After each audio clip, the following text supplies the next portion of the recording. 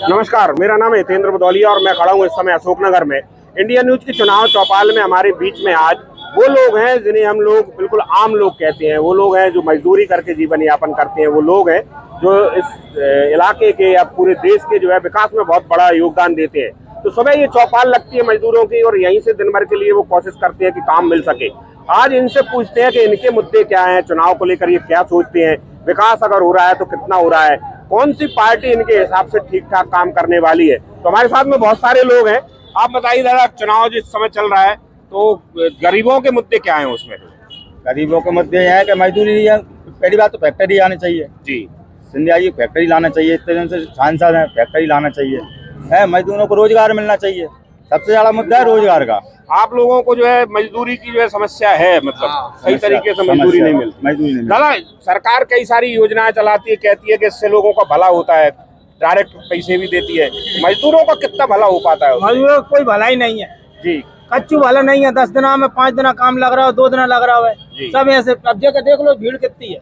नहीं, जैसे लाडली बहना को दिया है या और तमाम सारी योजनाएं थी। कच्चू नहीं है लाडली बहना भी 1000 रुपए दे महीने भर में लाडली बहना खा जाए, पाउडर लगा जाते। अच्छा, आप बताएं, ये अभी जो चुनाव चल रहा है इसमें किस चीज को देकर आप वोट देंगे? मतलब किस मुद्दा क्या है आपका? कौन के लाना वोट देता, कहीं फायदा मिले तो आप वोट दे, खिलाना माना थोड़ी कर रहे हैं। वोट तो डालते चले जा रहे हैं, फायदा कभी नहीं मिलता आपको? कभी भी नहीं मिलता। कह के चले जाते आज ऐसा काम करवा देंगे, फिर आते नहीं है 5 साल तक मोहल्ला नहीं आते हैं।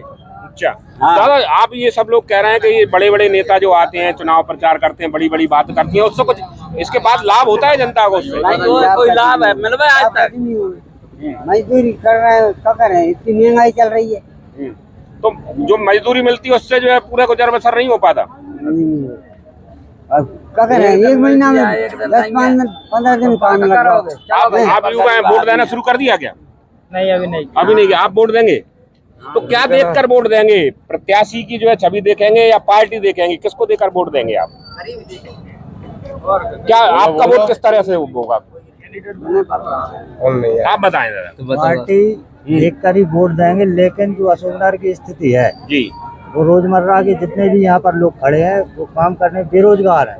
ना तो यहाँ पर कोई रोजगार है, या तो फैक्ट्री डल है हम लोगों के लिए मजदूरी करने के लिए। अरे वोट तो हम लोग देते ही हैं, ठीक है, चाहे हो रोजगार या नहीं हो, वोट तो देते हैं और बनते हैं मानते, मानो करते कुछ नहीं है।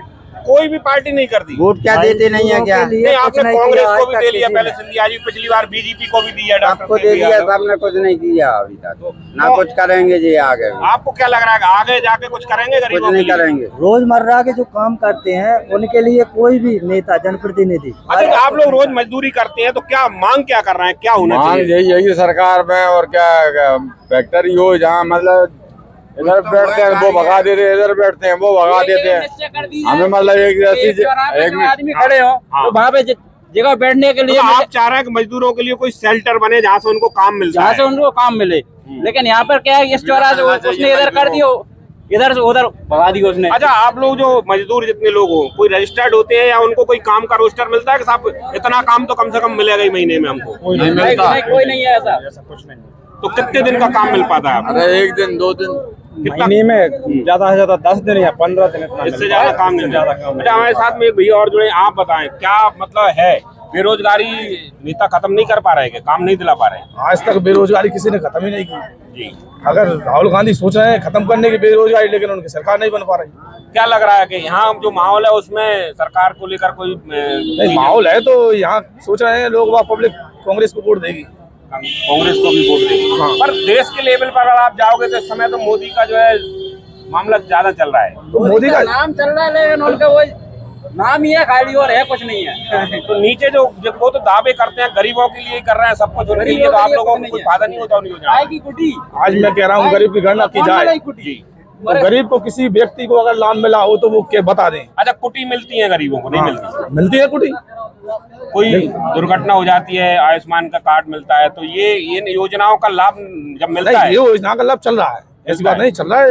ये योजना BPL का चल रहा है और ये मतलब कि ये आयुष्मान कार्ड का चल रहा है लाभ। तो ये जो योजनाएं सरकार देती है, इससे लगता है कि चुनाव में वोट पर अंतर पड़ता है, वोट पार्टी को मिल जाते हैं। हर पार्टी अपनी अपनी योजनाएं निकालती है।